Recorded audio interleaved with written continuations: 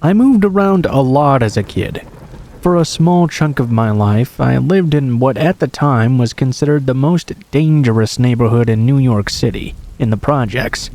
My family wasn't doing very well financially, and I distinctly remember our apartment being swarmed by cockroaches. We had just a mattress or two on the floor. Now, I don't know if I've just been surrounded by irresponsible adults for most of my life, or if the folks around me were just spread too thin, but I got myself into quite a lot of iffy situations. I know in the case of my parents, it was blatant negligence. I'm talking my bus to school was a van with the letters bus keyed onto it. Every morning I'd get in there with 3 other kids. The driver was just some rando, and there were always empty beer bottles clinking around all over the floor. It was just wild. So wild. That's beside the point, though. Well, since I moved around a lot, I often ended up making friends with the kids from my apartment building rather than at my school. I spent my free time in very silly ways. I'd feed pigeons off the balcony. Fed them so much they'd just fly back there in the adjacent balconies, chilling in the morning waiting for me. Bird poo would just rain down below, pissing off every other resident in the building. I would also host paper bag puppet shows and invite all the kids to watch them on the staircase. Honestly, I might have been a bit of a nuisance. Just way too much energy for my size, I guess. From holding these events, though, I ended up meeting a lot of parents.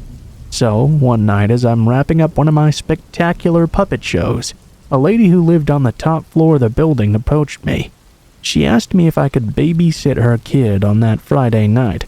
I was 9 years old at the time, by the way. Her kid, Emily, was 5. I'm not sure why this woman asked me specifically, because I was clearly very ostentatiously being a child. I said yes, though, because, well, why not? I also mentioned this to my mother to get permission, which she, of course, agreed to. The idea was that since we lived on the bottom floor, there was very little to go wrong. I should also mention that I have an older brother, too. He was 14 at the time this happened. So there we go, Friday rolls around. I'm over at this lady's place with Emily. Her parents have just left 30 minutes prior. We're running around tearing the apartment up as kids do, and I still have way too much energy. Suddenly a knock comes at the door. I run over to it. I should have checked the peephole, but honestly I'm too short to even see out of it.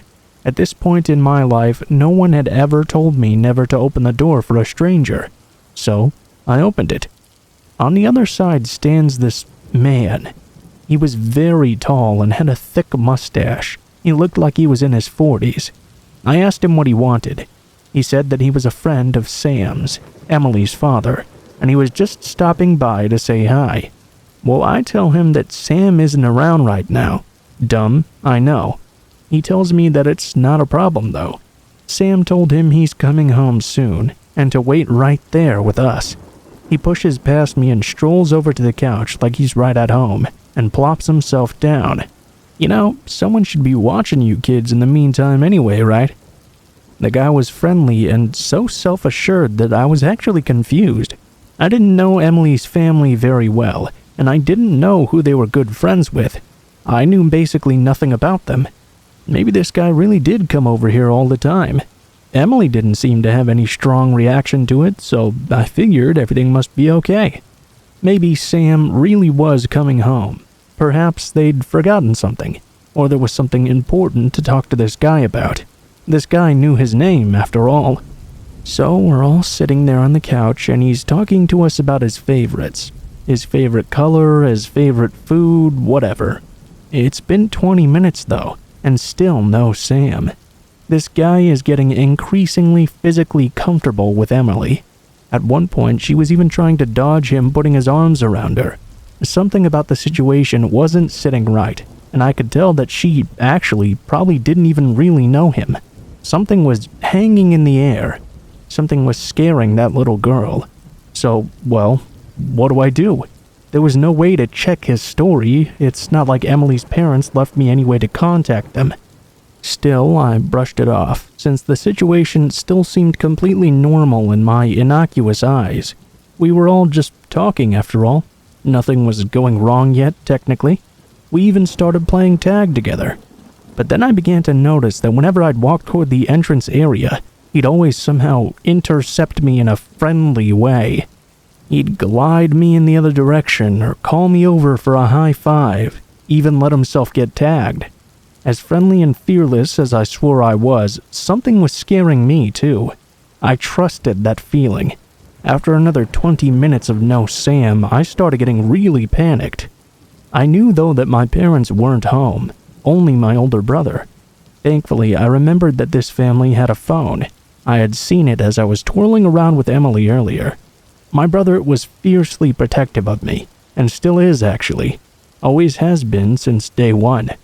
After I was born, there was none of that sibling attention jealousy stuff. He started crying day 2 because he thought I had an eye infection even.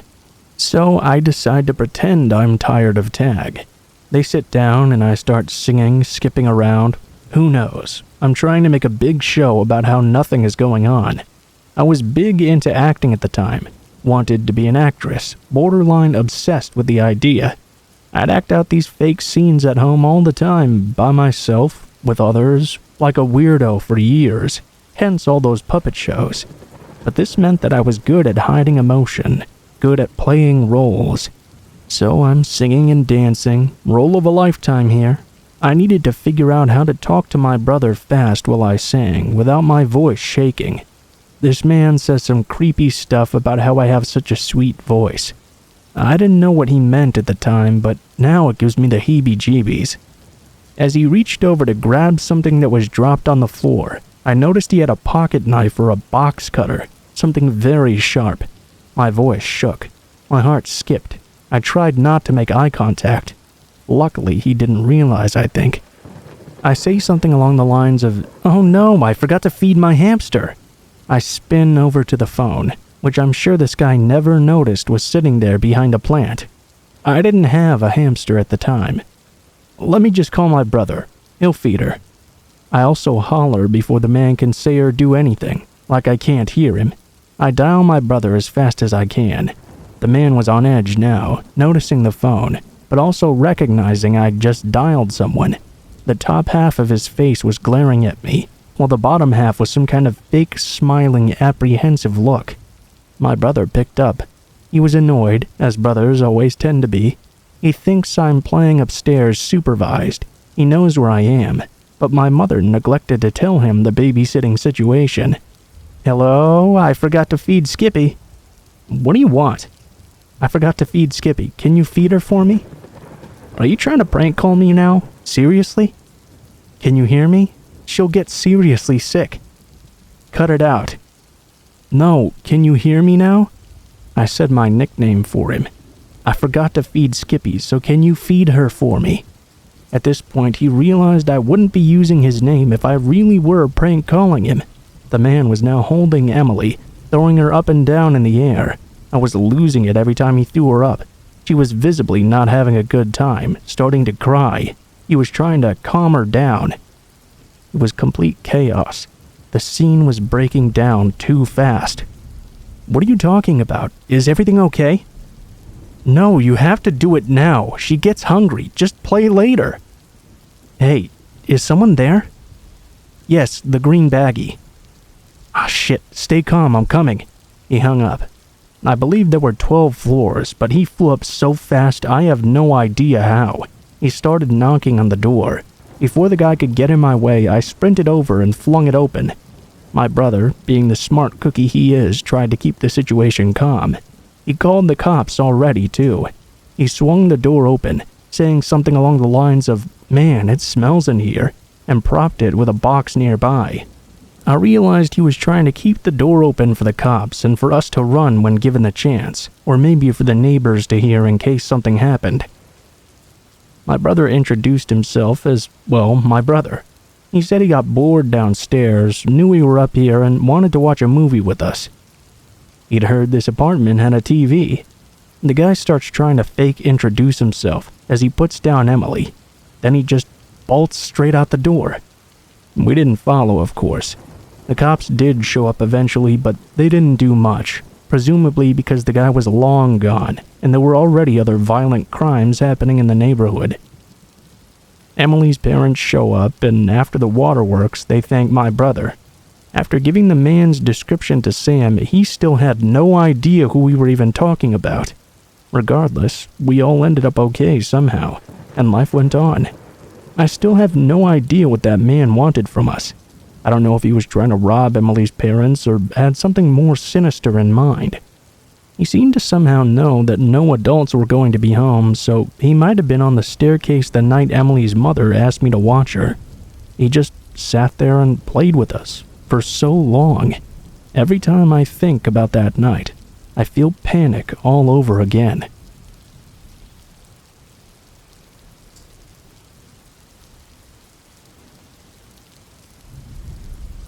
"3:30 a.m. on some random Tuesday in October. Sleeping soundly on my couch, I was suddenly awakened by a loud banging and screaming.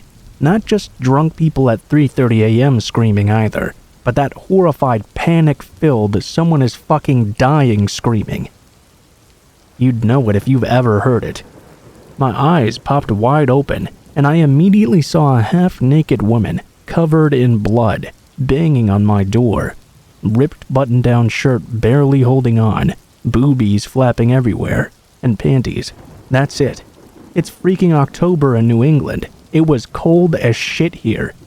Anyway, she was banging on my door with both fists, screaming, "Help me, please, they're chasing me. They're going to get me. They're gonna kill me."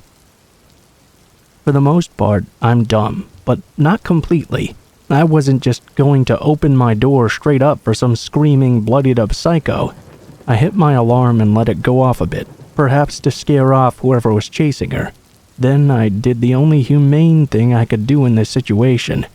I let her in.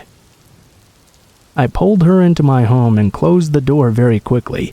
I answered the call from the alarm company and told them to send the police immediately and send an ambulance as well. And also thanked them for being real, since I'd never used my alarm before. It was nice to know there were actual people looking out. Now I have this lady bleeding all over my living room and crying hysterically, repeating over and over, "They were animals. They were chasing me like animals." I could clearly hear she had an accent. I figured Russian, maybe Romanian.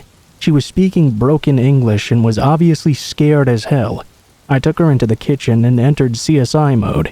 I'm thinking to myself, yeah, I got this shit. I'm gonna not contaminate evidence. Gotta make sure to keep all the bloody rags to use to clean her for the cops and stuff. All the while, she's saying she was being chased by animals and all that. She was seriously messed up.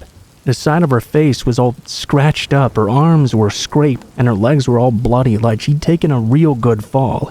Just bloody everywhere. So, scene setter. 3 a.m. in the kitchen, bloody, half-naked, non-good English-speaking, hysterical, bloody woman, me collecting evidence. "It's okay, calm down. The police are on their way with an ambulance. They were chasing me like animals." "I know, but you're safe now. Let's get you cleaned up." "They were chasing me. They were going to get me. They were chasing me and they turned into werewolves." "Ah, fuck me. Calm down, you're safe here." I brought her back to the living room and now I'm fucking scared. Many thoughts are running through my head now. Am I going to die tonight? Is she going to attack me? Why aren't the police here yet? I needed a weapon and fast. But mostly I was just thinking to myself, OMG, I'm with a psycho right now. She was all bandaged up but still rambling on and on about animals and werewolves chasing her and what have you. I decide it's probably a good idea to give 911 another quick callsy, just to be sure they know my address. It also allowed me to get my couch in between me and her and afford me a little bit of safety just in case. Not much, but I was very confident in my run around the couch and she'll never catch me skills. She was pacing in my living room rambling when she goes over to the window and starts staring. A good 10-second stare with this creepy silence attached to it. Babies, there are babies in the road. Oh my god, look at all of them. Screaming at the top of her lungs. I'm not coming out from behind the couch for anything. Let those road babies die. This goes on for a good 30 seconds. Not an imaginary 30 seconds where you think it's been like 5 minutes and it's really only been 10. It was a full-on 30 seconds of screaming hysterically, and me standing behind the couch thinking, I'm not gonna fall for that trick. Finally, the police arrive. The officer knocks on my door. I now have to leave the safety of the backside of my couch to unlock it. I dash, ain't that right? I dashed my ass to that door and ran out and told the cop, she's nuts, be careful. They take her to the ambulance and do whatever they need to with her. Now I was chilling on my couch, shell-shocked. I mean, what the hell was all this? The cop came back and asked me if I knew her. She looked familiar, but I didn't know her. Then he asked me if I was babysitting for her. Huh? What do you mean? The cop proceeds to say, oh, she said you were babysitting her kids, and when she showed up to collect them, you wouldn't give them back. At this point, I was exhausted and frog-eyed. I throw my rights out the window and tell the cop to search my house, and there are no kids here. The cop knew it was a BS story she gave, but he had to ask anyhow. I understood that. He decided not to search my house.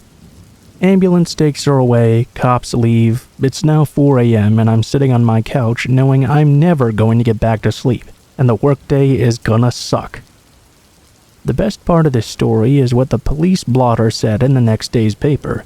Resident lets woman claiming to be chased by werewolves into her home. Awesome. Just awesome. Turns out, I guess I did know her. She was my neighbor. Yeah, what a great neighbor I am. I arrived home from my suck-ass day to find DCF, the Department of Children and Families, waiting outside my door. Ah, come on, really? I now have to let this person into my home because I, being the nosy person I am, want to know exactly what the deal was with that psycho woman. Contrary to what the police blotter said, I usually don't let people claiming to be werewolves into my home. I was willing to make the exception for the police the prior night though because I was scared as hell, and fear can quickly remove quite a few boundaries. Anyhow, the DCF woman informs me that that psycho woman was my neighbor. I knew she had looked familiar, but I couldn't place her face. Perhaps the blood and scrapes and psychotic behavior threw me off. There seemed to be a missing child, or so the psycho woman told them at the hospital. I was starting to get a little freaked out now because she had already accused me of not giving back her what we thought were imaginary kids. The story I got from the DCF lady was limited. She wouldn't divulge much information, but in a nutshell, what I did manage to get is this. The woman lived next door to me, the house to my right, and we share a driveway. The house is a duplex, so people are always coming and going. I never really paid much attention to anyone living there. The psycho woman claims she had a child, a little girl, age unknown. Really? Although after the prior night, why am I surprised she didn't know the age of her own kid? Said the child was missing. The woman had been under the influence of mind-altering drugs. She was Romanian. That's about it. The messed up thing is that I do remember seeing a child over there, a little girl probably around 4 years old. I had only ever seen her one time, maybe twice in the 3+ years the psycho woman had lived there. Again, I never really paid too much attention to what went on over there. The DCF woman questioned me about everything, from what I had seen of this lady before to why she would choose to bang on my door specifically. I'm not especially paranoid, but I could recognize the potential for a situation to turn ugly very quickly. I told the DCF lady immediately I had no clue who this woman was, why she chose my door, or where her alleged kid was. Pretty much exactly like that, just with a few more F-bombs. The DCF lady assured me they didn't think I was involved. It was just routine for them to follow up with me. She left after that. I'm pretending like I don't want anything to do with this situation, but honestly, my life was fairly boring. This was the most excitement I'd had in months. Next day, I see 4 police cars, the K9 squad, 5 to 6 uniformed cops, 2 plainclothes, all show up to my neighbor's house. My nosy behind gets outside immediately. The psycho woman's door is wide open, and the fuzz is walking in and out. The K9 unit is bringing up the dogs. The cops tell me the following story, and I swear on all that is sacred, I'm not making this up. It seems that upon entering the house, they found a complete mess. Just dirty, dingy, and all-around health hazard. The basement was wall-to-wall mattresses. The bathroom attached to the basement room was fucking rank, the cops' exact words. It was a 2-bedroom condo with the non-master bedroom wall-to-wall mattresses. However, the master bedroom looked like a king's room. That was pretty much all I could get out of them. I hung around and watched them drag all the mattresses out. It was pretty gross. Dirty piss stains and whatever else nastiness all over them. They took about 3 dressers, cheap Walmart types, other miscellaneous stuff too. In the end, it turned out this house was a Romanian immigrant sex trafficking operation. The owner of the house was bringing these Romanian girls over, providing housing and selling them out for sex, if you can even call that housing. The psycho woman did have a kid, but she was taken away by DCF about 6 months prior. The psycho woman herself was, as far as they could tell, on a job using. They think it was crack or meth possibly. She freaked out while all high on drugs and was running home when she must have fallen several times and gotten all messed up. She again, what they think, hit the height of her paranoia upon reaching my door, and then the rest is history. I guess the moral of the story is don't let crazy, bloody, half-naked women into your home at 3:30 a.m. Or perhaps you'll find out that your neighbors are actually running a Romanian immigrant sex trafficking operation.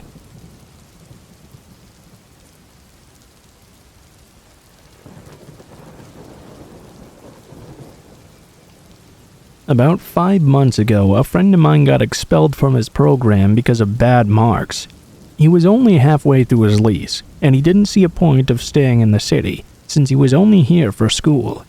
He told me that if I wanted to take over his lease as a subletter, he would only charge me half of the rent, which I thought was a pretty sweet deal. So, naturally, although I am from this town, I thought it was time to leave my parents' place. I had already graduated, and although I'd been looking for a new job for a while, I still felt like I couldn't miss out on this opportunity. So I took over his lease and moved into his place. The house itself was actually very nice. It was 3 floors, including the basement, and located near the university of my town. It was not a very safe area overall, but I spent a lot of my university years here and never really felt unsafe. The room in the basement was pretty small but cozy. The only other room down there was a girl who was currently a student and was very quiet. Actually, all the girls living here were pretty good roommates. I wasn't thrilled about living with 3 girls, but now I don't see why I would have thought it was an issue. They were all pretty great and a good time to hang out with. I was also the only one in the house who was not a student, and also the only one who was originally from this town. The other roommates are actually all from cities that are only about an hour or 2 away at most, so unless there was something really special going on, they'd all go home on the weekends. My friend who got expelled also lived 2 hours away, so we would always go home for the weekend as well. One thing I forgot to mention, which is pretty crucial to this story, is that the house actually has 5 rooms, but right when they all moved into the new place together, one of the girls had a seizure on her bed and passed away. It was pretty upsetting for everyone, and the landlord told them not to worry about finding anyone else. Their rent never went up or anything either, and the room was just left vacant. According to the landlord, he just found it very insensitive to try and find someone else because he didn't want to turn someone's death into a financial inconvenience for him. So, after her passing, the parents came and took her belongings out of the room, and it remained empty ever since. I actually never looked in there because it just remained locked and I didn't have much curiosity to see the room. It was on the 2nd floor and I never went up there anyway, so I never really paid attention to it. The first weekend I spent there was pretty uneventful. I remember that I spent one night at my boyfriend's place, and then the next night he slept over after we went out drinking at one of the college bars nearby. We were pretty wasted, so we passed out as soon as we got home.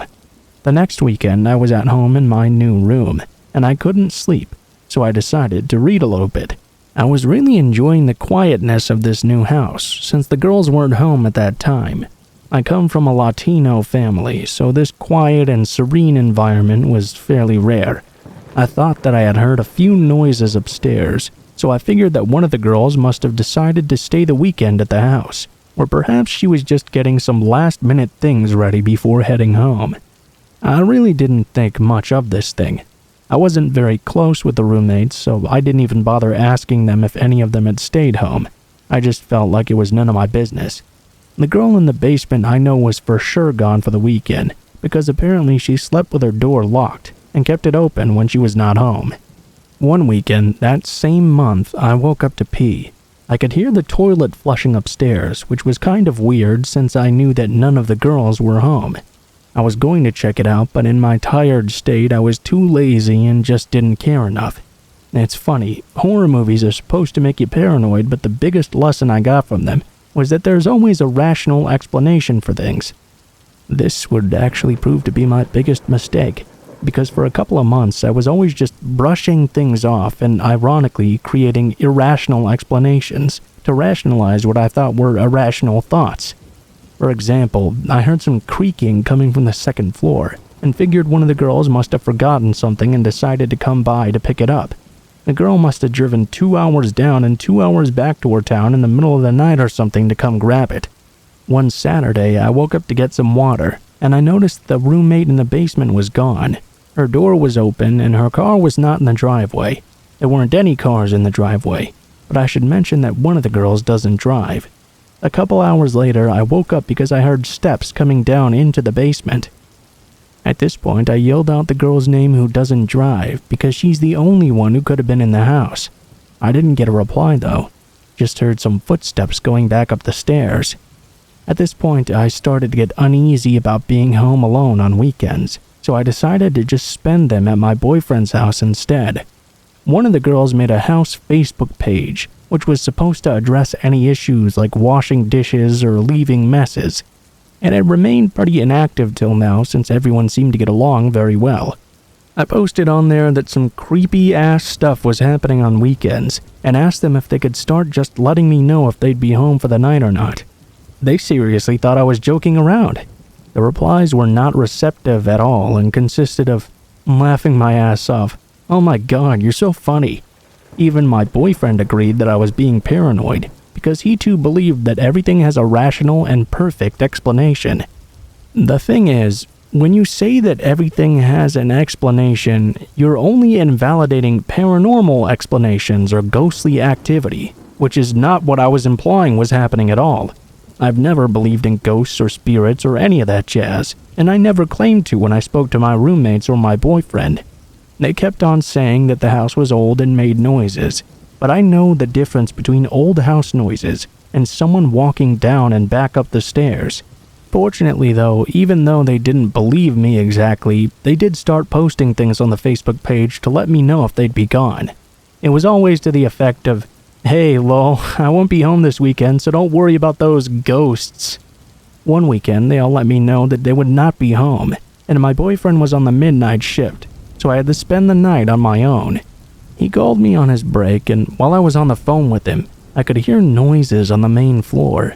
I told him I was going to check it out, and he told me to go ahead because the motherfucker still thought I was being paranoid.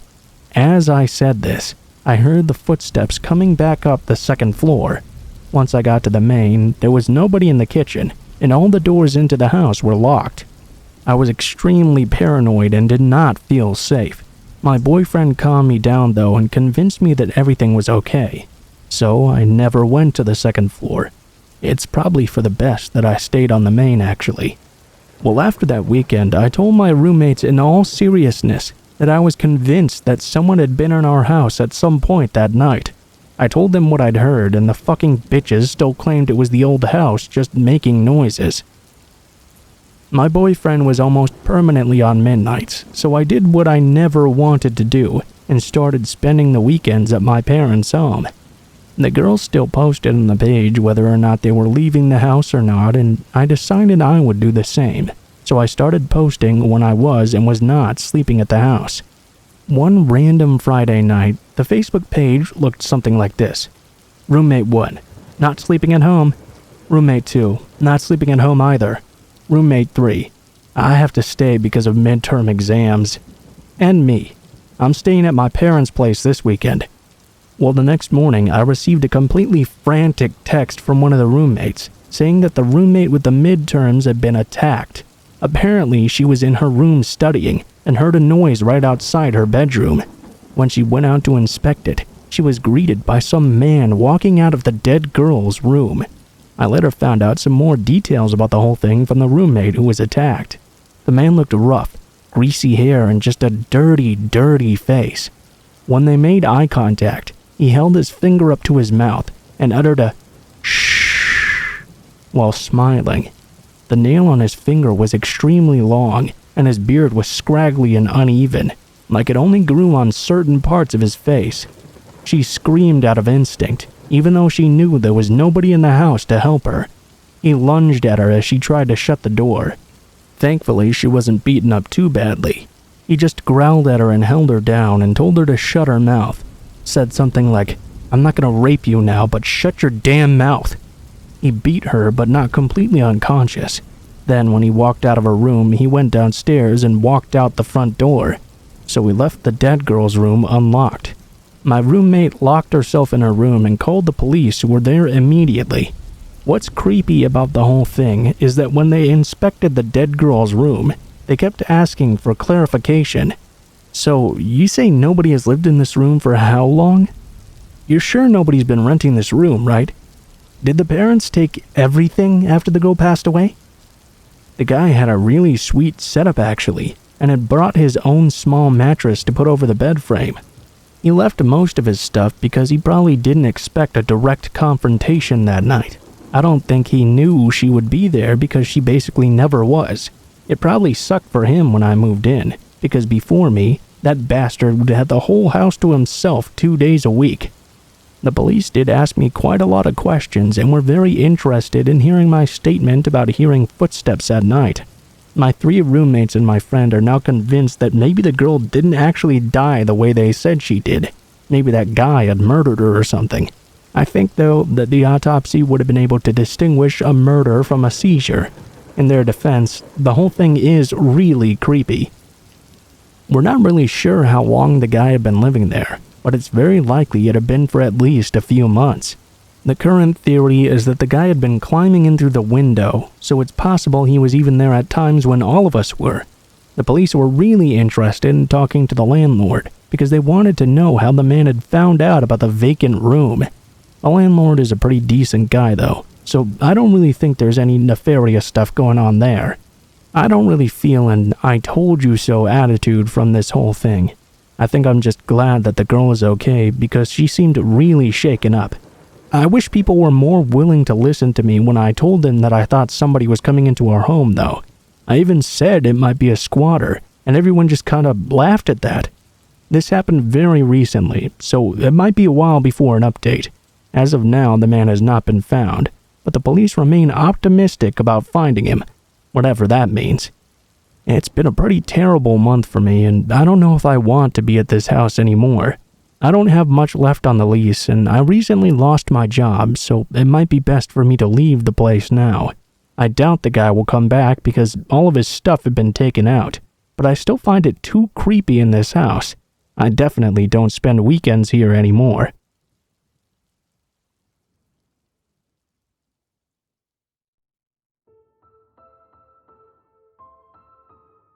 What is up, guys? Blue Spooky here as always. Thank you guys so much for watching, especially if you made it this far to the end of the video. If you guys enjoyed the content of this video, please be sure to like, share, comment, and subscribe if you feel so inclined. If you do decide you like my content enough to subscribe, please be sure to hit the bell button right next to the subscribe button and turn notifications to all so you can be notified of every video I post in the future. If you don't feel like doing that though, I post a video nearly every day, so you can just come back every now and then and check up on what you missed. If you guys have any criticisms on what I can do better or any feedback on the stories in the video, please be sure to leave them in the comments below, as I always enjoy reading all the comments and I try to give them hearts and respond when I can. If you guys would like to reach me for any reason, or you would like to send in a story to be read, you can go ahead and take a look in the description below the video. You'll find a link to all of my social media, including my Facebook, Gmail, and Twitter accounts. go ahead and send me a message on any of those, and I'll try to get back to you as soon as possible. If you do decide to send in a story, please be sure to include in the tagline what the name of the story is if it has one, what type of story it is if it has a theme, and how you would like to be credited in the description of the video the story appears in. Last but not least, I also run 2 other channels, Mr. Blue Skies and Darkest Hour, where I do true crime videos and dark documentaries respectively. If that kind of content sounds interesting to you, why not go ahead and check it out and see if it is for you. Aside from that though guys, I think that's pretty much it for now, so thank you guys so much for watching, and I hope you guys have a great day.